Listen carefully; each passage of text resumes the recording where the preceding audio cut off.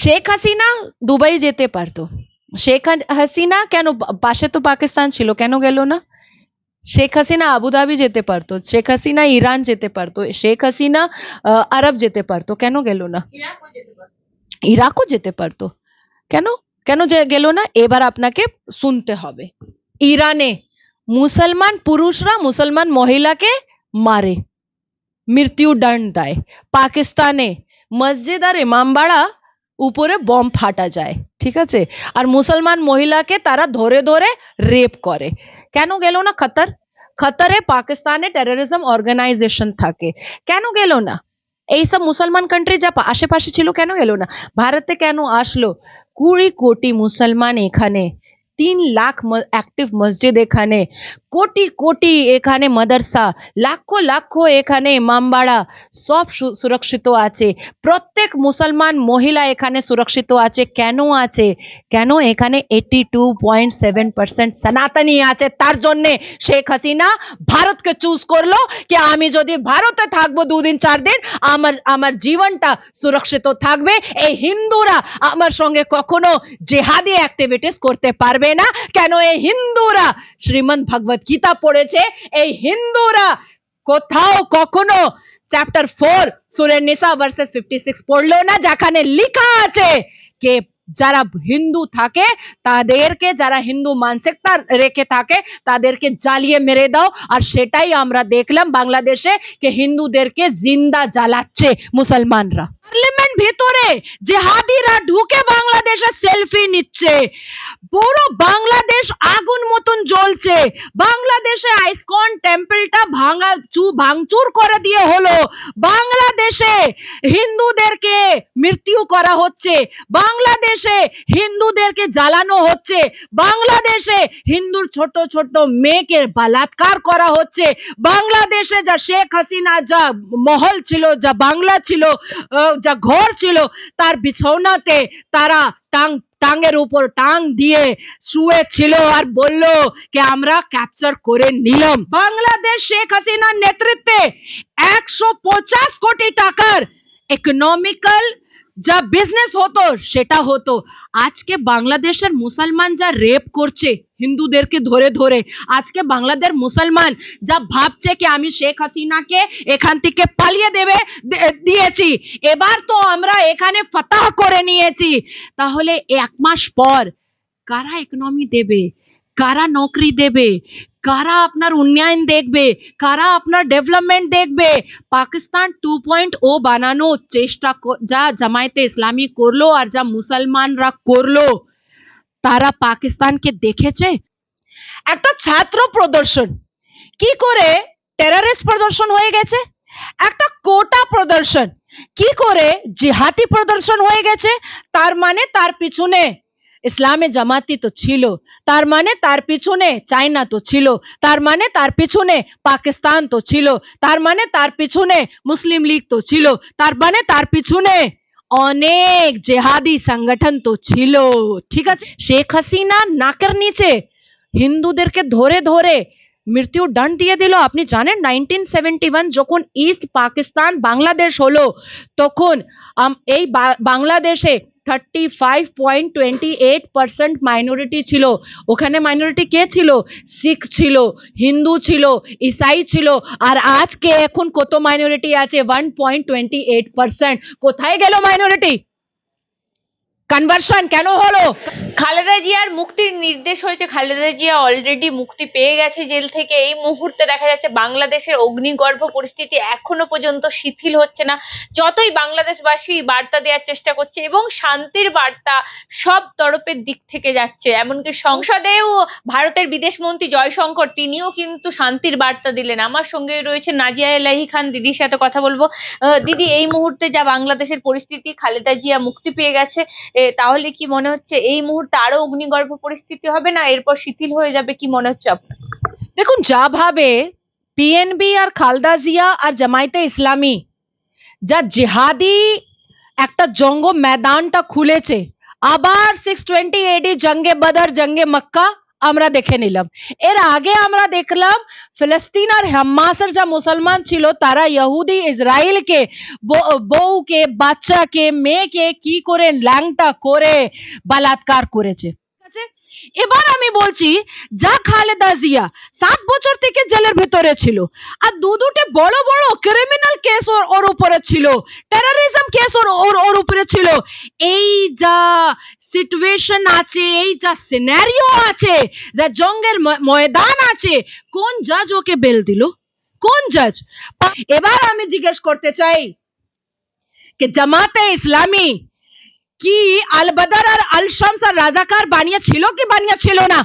কোন মুসলমান আমাকে বলতে পারে कि না মিথ্যা কথা বলছে না নাজিয়া? রাজাকার আল বদর আল শামস পাকিস্তান নেতৃত্বে টেররিস্ট নেতৃত্বে জামাতে ইসলামী বানিয়েছিল। শেখ হাসিনা মাত্র একজন মহিলা ছিলেন যা বাংলাদেশ মতন মুসলমান দেশকে উনি সংবিধান উপরে চালাতেন। আপনারা পাকিস্তানের ইন্টারভিউ দেখছেন কখনো? তাদের পাশে খাবার জন্য নেই, তাদের পাশে বসবাস করার জন্য নেই, তাদের মাথায় ছাদ নেই, তাদের পেটে ভাত নেই, কিন্তু পাকিস্তান সরকার যত টাকা এদিক ওদিক থেকে ভিক মেঙে নিয়ে আসে তারা সবাই টেররিজম অর্গানাইজেশনকে দিয়ে দেয়। তার মতনই বাংলাদেশ একদম তার ফোকাসে চলে যাচ্ছে।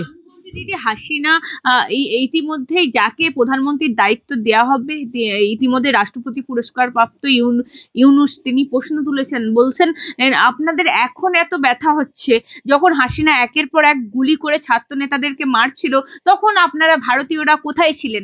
আপনারা সবসময় একটা পরিবারকে কেন সাপোর্ট করেন? আজকে যদি আপনি আমার চেম্বার থেকে বাইরে বেরোবেন আর একটা মুসলমান আপনার গায়ের উপরে হাত দিয়ে দেবে আর আপনার শার্টের বাটনটা খুলে দেবে আর আপনি ভাববেন কে এখানের পুলিশ কিছু করবে না, মুসলমান আছে, তাহলে আমিও বলবো কি হয়েছে, একটা মুসলমান তো আপনার ছাতির উপরে হাত দিল, পুলিশ কি করবে, ছেড়ে দিন না। এমনই কিছু হয় কি? এমন কিছু হয় কি? একটা দেশকে শান্ত থাকার জন্য ল অ্যান্ড অর্ডার মেনটেন করতে হয়। কেন না দেয়া যাবে? কেন দেয়া যাবে না? আমি জিজ্ঞেস করতে চাই নাহিদ হাসান কে ছিল? আমি জিজ্ঞেস করতে চাই এই পাকিস্তানি টেররিস্ট 5 বছর থেকে কেন বাংলাদেশে থাকতো? আমি জিজ্ঞেস করতে চাই যে বাংলাদেশের ভিতরে যে পাকিস্তান এমবেসি ছিল তার ভিতরে কেন জামায়াতে ইসলামী আর লস্করে তয়বা মিটিং করতো? কেন করতো? কিসের? কোন স্ট্র্যাটেজি, কোন ব্লুপ্রিন্ট? আর সেটা আমি দেখে নিলাম। কোটা কে শেষ করলো? বাংলাদেশে সুপ্রিম কোর্ট। ঠিক আছে, ভাবতে হবে, বুঝতে হবে কোটা কে শেষ করলো? বাংলাদেশে সুপ্রিম কোর্ট। ছাত্র গিয়ে জাজকে কেন কিছু বললো না? কেন কিছু বললো না? শেখ হাসিনাকে আর বাংলাদেশকে কেন আগুন লাগিয়ে দিল? কেন? শেখ হাসিনা তো মুক্তিযোদ্ধাদের পক্ষে অনেক কথা বলেছেন। তিনি বলেছেন আপনারা মুক্তিযোদ্ধাদেরকে কেন এত ঘৃণা করেন, আপনারা কি রাজাকার? এই প্রশ্ন তো তুলে দিয়েছিলেন শেখ হাসিনা। রীতিমতো যখন আগুন জ্বলছিল রীতিমতো শেখ হাসিনার একের পর এক মন্তব্য। আমরা বাঙালির মতন কথা বলবেন না, সেটা আমি সাহায্য করতে পারবো না। আমরা হিন্দুস্তানি বলে কথা বলুন ভাই আমার সামনে। আমরা বাঙালি মতন আপনি কথা বলবেন তাহলে আমাকে কিছু ভাবতে হবে আপনার জন্য। শেখ হাসিনার একের পর এক মন্তব্য। এবার আমি বলবো যে 1941 থেকে 1971 পর্যন্ত বাংলাদেশের পক্ষে কে লড়েছিল? শেখ হাসিনা বাবা। পুরো পরিবারকে পাকিস্তান শেষ করে দিল। কার পরিবার মৃত্যু হলো? শেখ হাসিনার পুরো পরিবার মৃত্যু হলো। মুজিবুর রহমান কে মৃত্যু দণ্ড দিল? এই মুসলমান পাকিস্তানি দিল। এই যা ছাত্র আন্দোলন এটা কি নতুন হচ্ছে? না, এটা তো 1971 থেকে 75 পর্যন্ত পাকিস্তানের নেতৃত্বে আগেও হয়েছিল। আমার পাশে তো পুরো ইতিহাস লেখা আছে, যে পাকিস্তান নিজের 1959 আর 1964 এ জামায়াতে ইসলামীকে ব্যান করেছিল। 2013 তে পাকিস্তান সরকার নিজের আর পাকিস্তান আর্মি নিজের জামায়াতে ইসলামী আর রাজাকারকে মৃত্যু দণ্ড দিয়েছিল। সেটা তো পাকিস্তান সরকার করেছিল জামায়াতে ইসলামী বিরুদ্ধে আর রাজাকারের বিরুদ্ধে। তাহলে শেখ হাসিনা যদি রাজাকারের কথা বললেন তাহলে কেন গায়ে লেগে গেল?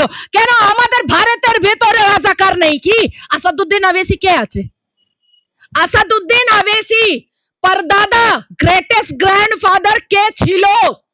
আসিম রিজভী কে ছিল? ইতিহাস জানেন?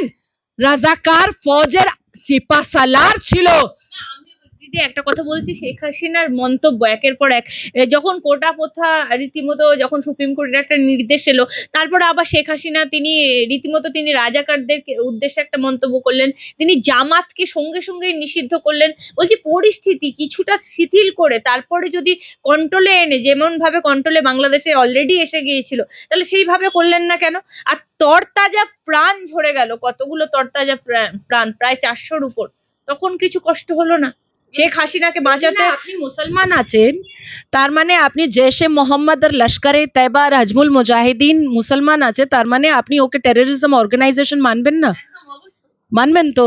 তো জামায়াতে ইসলামী একটা টেররিজম অর্গানাইজেশন আছে, সেটা তো মানতে হবে না। আপনি আজমল কাসাবকে আপনি টেররিস্ট মানবেন না? আপনি ইয়াসিন মালিককে টেররিস্ট মানবেন না? মানবেন কি মানবেন না? আপনি ইয়াকুব মেমনকে টেররিস্ট মানবেন না? আপনি হাফিজ সঈদকে টেররিস্ট মানবেন না? কেন ও হাফিজ সঈদ আছে আর আপনিও মুসলমান আছেন, তার জন্য আপনি বলবেন কি না হাফিজ সঈদ টেররিস্ট নেই? আপনি দাউদ ইব্রাহিমকে টেররিস্ট মানবেন না? কেন ও মুসলমান আছে, আপনি মুসলমান আছেন তার জন্য? আর আজকে বাংলাদেশে কেন মুসলমান মারা গেল না? মুসলমানের রক্ত রক্ত আমরা মাঠে দেখলাম না কেন? শেখ হাসিনার জন্য। কে কোন দেশের প্রধানমন্ত্রী এসব করে?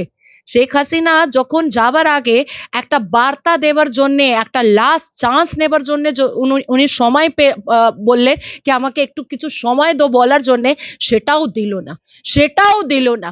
কনভার্সন, আপনি আল কোরআন মানেন কি মানেন না? না শরিয়া মানেন? আপনি আল্লাহর লেখা আল কোরআন মানবেন না মৌলানা লেখা শরিয়া মানবেন? তাহলে আমাদের আল কোরআনে কি লেখা আছে সূরা আল কাফিরুনকে আপনি কাউকে ফোর্সিবলি ইসলাম ধর্ম মানাতে পারবেন না। তাহলে কোথায় গেল 37.8% হিন্দুরা? কোথায় গেল বাংলাদেশ থেকে? আপনি রেপ করছেন, আপনি মার্ডার করছেন, আপনি হত্যা করছেন, আপনি লুট করছেন, আপনি কনভার্সন করাচ্ছেন, আপনি জামায়াতে ইসলামী মতন টেররিজম অর্গানাইজেশন সঙ্গে আপনি এই নাহিদ হাসান পাকিস্তানি টেররিস্ট সঙ্গে মিলিয়ে আপনি শেখ হাসিনাকে ওখান থেকে আপনি মানে পালিয়ে দিলেন কেন? আপনার ঝগড়া কোর্টের সঙ্গে ছিল। আজকে এই Kolkata high court 5 lakh OBC certificate বাতিল করলো, একটা এক্সাম্পল আমি দিচ্ছি। তাহলে ওই 5 লাখ লোক মমতা বন্দ্যোপাধ্যায় বাড়িতে ঢুকে যাবে না কোর্ট আসবে? বলুন তো, কোর্টে আসবে। তাহলে কেন ছাত্র কোর্টে গেল না? কেন শেখ হাসিনা বাড়িতে ঢুকে গেল? ওই 5 লাখ ওবিসি সার্টিফিকেট যা বাতিল হলো, তারা মাঠে নেমে গেল, তারা বম গুলি বারুদ করে দিল, তারা রেপ করলো, তারা মার্ডার করলো? না করতে দেবে? যদি করবে তাহলে মমতা করতে দেবে না। কেউ মুখ্যমন্ত্রী, কেউ প্রধানমন্ত্রী নিজের শাসনে, নিজের সরকারে এই বেআইনি এই টেররিজম কাজ করতে দেবে না। কোর্টের কথা কোর্টের ভিতরে থাকবে, সেটা স্ট্র্যাটেজি ছিল। একটা টপিক নিয়ে, একটা পয়েন্ট নিয়ে বাংলাদেশকে পাকিস্তান 2.0 বানানোর চেষ্টা হচ্ছে, এখনো হচ্ছে। এর সঙ্গে আমি একটা কথা জিজ্ঞাসা করবো, যে ক্ষেত্র থেকে দাঁড়িয়ে ব্রিটেন হাসিনাকে আশ্রয় দিল না, সেক্ষেত্রে থেকে দাঁড়িয়ে ভারতবর্ষ কি করে আশ্রয় দিল? এই মুহূর্তে একটাই প্রশ্ন তুলছে যে তাদের তো ভারতবর্ষেরও ক্ষতি হতে পারে। দেখুন, সব থেকে আগে বুঝতে হবে আমাদের প্রাক্তন রাষ্ট্রপতি প্রণব মুখার্জি, উনি এক সময় শেখ হাসিনাকে বাঁচিয়েছিলেন, সবাই জানে। 1971-এ আমাদের ভারত খুব মুজিবুর রহমান সমর্থন করেছিলেন, আর ইস্ট পাকিস্তান থেকে বাংলাদেশ মানে যখন হলো, তখন ভারত একদম ক্লোজ ছিল শেখ হাসিনার সঙ্গে। আর বাংলাদেশ সঙ্গে ভারতের পুরনো আর একদম মধুর রিশতা ছিল, মধুর রিশতা, বিজনেস সম্পর্কে একটা ফ্যামিলি রিলেশন মতন ছিল। শেখ হাসিনা সব সময় মুসলমান মহিলা ছিলেন, মুসলমান পুরো ইসলামিক উনি ধর্ম পালন করতেন, কিন্তু উনি বাংলাদেশ যা সংবিধান ছিল তার সংবিধান মাধ্যমে নিজের দেশকে উনি চালিয়েছিলেন। আপনি মনে করুন যে পাকিস্তান থেকে ইস্ট পাকিস্তান কেটে বাংলাদেশ হলো, পাকিস্তান শেষ হয়ে গেল, কিন্তু বাংলাদেশ ইকোনমিক্যালি অনেক ডেভেলপ হলো। কেন? কেন ডেভেলপ হলো? আর পাকিস্তান কেন শেষ হয়ে গেল? কেন? ওখানে ইসলামিক টেররিজম অর্গানাইজেশন রাজ চলছে, তার জন্যে। বাংলাদেশ কেন ডেভেলপ হলো?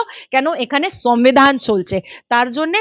ভারত আর বাংলাদেশের সম্পর্ক এখন নেই, 1971 থেকে এখন পর্যন্ত ভালো। একদমই আমি বলছি এই যে সমস্ত মন্তব্য ইতিমধ্যে নাজিয়া এলাহি খান করলেন, তিনি তার তথ্যের ভিত্তিতে করেছেন। একদম এই সমস্ত মন্তব্যের জন্য নাজিয়া এলাহি দায়ী, কারণ ইমিডিয়েট ইতিমধ্যেই দেখা যাচ্ছে এটা সেনসিটিভ ইস্যু। এই বিষয়ে কথা বলার জন্য আমরা প্রত্যেকেই এই সংবাদ মাধ্যম যে সমস্ত খবর প্রচার করছি, আমরাও খুব সচেতনতার সাথেই করছি এবং মানুষকে শান্ত থাকার বার্তা দিচ্ছি আমাদের দেশে এবং বাংলাদেশে। আশা করি খুব তাড়াতাড়ি সুস্থ পরিস্থিতি ফিরে আসবে। একদম, আমিও আশা করি যে এই ভারতের ভিতরে সবাইকে একদম শান্ত থাকতে হবে আর একদম সংবিধান মাধ্যমে চলতে হবে। অন্য দেশের যা ঝামেলা আছে, যা জঙ্গ আছে, সেটা আমাদের ভারতের যা সুকুন আছে, যা যা শান্তি আছে, সেটা কারাও কখনো একদম ভাঙবে না। সংবিধান মাধ্যমে চলবে, চলতে হবে। কেন? এই দেশ সংবিধান মাধ্যমে চলে।